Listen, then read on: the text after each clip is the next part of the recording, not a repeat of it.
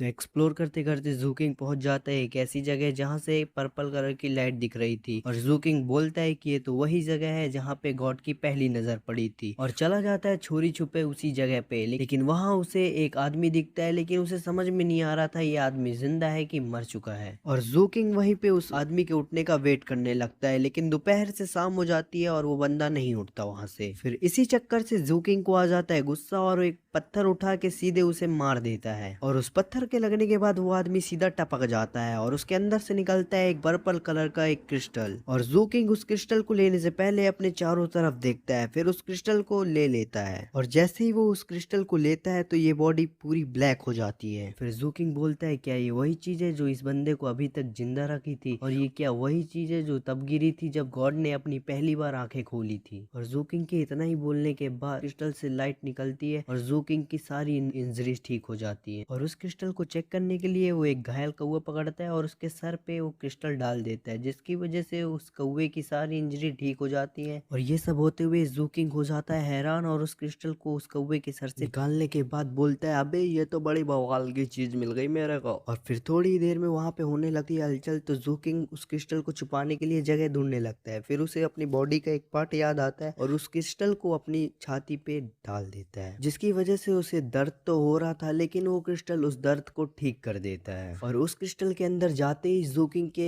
शरीर में जितनी भी इंजरी थी सारी ठीक होने लगती है और उसकी मरी हुई कोशिकाएं जिंदा होने लगती है और उसके आसपास की सारी एनर्जी उस जूकिंग के शरीर के अंदर जाने लगती है। और फिर जूकिंग को उसके शरीर के अंदर कुछ ज्यादा हैवी पावर महसूस होती है, जिसकी वजह से वो बोलता है कि अब मुझे कल्टीवेट करना चाहिए सी माउंटेन आर्ट को, जो कि मिली थी रॉयल वैली में। और फिर वो ध्यानपूर्वक कल्टीवेट करने लगता है, जिसकी वजह से वो अपने माइंड के अंदर चला जाता है जहाँ पे चारों तरफ फॉग ही फॉग होता है। और फिर हमें वहाँ पे दो बड़ी बड़ी आंखें दिखाई देती हैं जो कि रेड कलर की होती हैं और ये होती हैं सी माउंटेन आर्ट की। और वो जूकिंग को बता कि जो सी माउंटेन आर्ट है ये 10 लेवल में बांटी गई है, उनमें से किसी भी पावर को अगर प्रमोट करना है तो कम से कम एक टाइगर जितनी पावर की जरूरत पड़ती है, तब जाके वो प्रमोट होता है नेक्स्ट लेवल पे। और इस मेथड का सबसे फर्स्ट लेवल होता है की कंडेंस फर्स्ट, जिसे अभी हमारा जूकिंग कल्टीवेट करने वाला है। और फिर जूकिंग उस टाइगर के ऊपर हाथ रखता है और उस टाइगर की सारी पावर्स जूकिंग के अंदर आ जाती है और फिर यहीं से स्टार्ट हो जाती है जूकिंग की कल्टीवेशन जर्नी। और फिर ये सब होने के बाद जूकिंग देखता है कि खून की बारिश बंद हो चुकी है और जो गांव के चारों तरफ सील बनी थी वो भी टूट चुकी है